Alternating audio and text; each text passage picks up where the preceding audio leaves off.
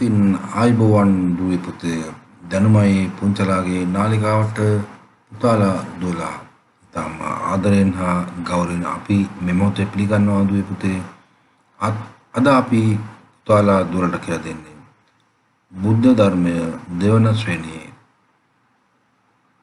හත්වන පාඩම තමයි පුතේ මේ පාඩම තමයි කුමරුට නන් තැබීම කියන පාඩම. ඉතින් පුතේ අපි බලමු ලස්සන චිත්‍රයක් තිබෙනවා ඔබට පේනවා ඇති මෙම චිත්‍රයේ සිංහාසනාරූඪව සිටිනවා සුද්ධෝදන රජතුමා. මේ ඊට පසකින් සිටින්නේ මහා මායා දේවියයි ඇයගේ තුරුලේ ඉන්නේ සිද්ධාර්ථ කුමාරයා. බමුණන් 108 දෙනෙකු කැඳවා තිබෙනවා. ඒ අතරින් ප්‍රධාන බමුණන් 5 දෙනෙක් පුතාලා දුවලා ආලා තියෙනවා. මේ සිද්ධාර්ථ කුමාරයා ගීගේ අතහැරලා සත්‍ය ගවේෂණය කරන ගමනේදී එතුමාට උපකාර කළ කොණ්ඩඤ්ඤ වප්ප බද්ද මහා නාම අසජි කියන බමුණන් 5 දෙනා ඉදිරිපිට සිටිනවා ඔබට පේනවා. ඉතින් තවත් බමුණන් රාශියක් දලා තියෙනවා පුතේ. හොඳයි, එහෙනම් සිද්ධාර්ථ කුමාරයා ඉපදිලා දින 5කට පසුව සිදුවන ඔහුගේ නන් තැබීමේ කතන්දරය ඉනන්දුවේ පුතේ අපි බලමු මොකද කියලා. බෝසත් කුමරු ඉපදී දින 5ක් ගත වුණා.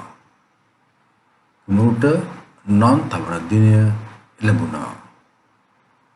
රජතුමා උගත් බමුණන් 108 දෙනෙක් මාලිගාවට කැඳෙව්වා.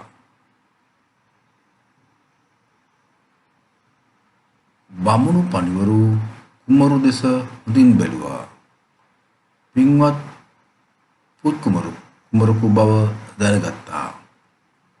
ගිහිගේ විසුවොත් ශක්ති රජවන බවත් පැවිදි වුවහොත් බුදු වන බවත් පැවසුවා. ඉතින් දුවේ පුතේ මේ පින්වත් කුමාරයා ගිහිගේ සිටියොත් ශක්ති රජවනවා කියලා කිව්වා. ඉතින් ශක්ති රජව කියලා කියන්නේ පුතේ මුළු ලෝකෙටම අධිපතිකෝ තම ලෝකෙටම පාලනය කරන එකම රජ කෙනෙක්. ඉතින් අද කාලේ වගේ මොරජු යුද්ධ වලින් බලය අල්ලා ගන්න නැහැ. තම ධාර්මිකව ධර්මයෙන් තමයි රට පාලනය කරන්නේ. නැත්නම් රටවල් අල්ලාගන්නේ, රටවල් වල බලය පතුරවන්නේ ධර්මයෙන්. ඉතින් අන්න එවැනි රජෙකුට කියනවා ශක්ති රජුරෝ කියලා. ඒ වගේම පැවිදි වුවොත් බුදුන් බව ප්‍රකාශ කරනවා. දන්නවා බුද්ධත්වයට පත් වුණු කෙනෙකුගේ තිබෙන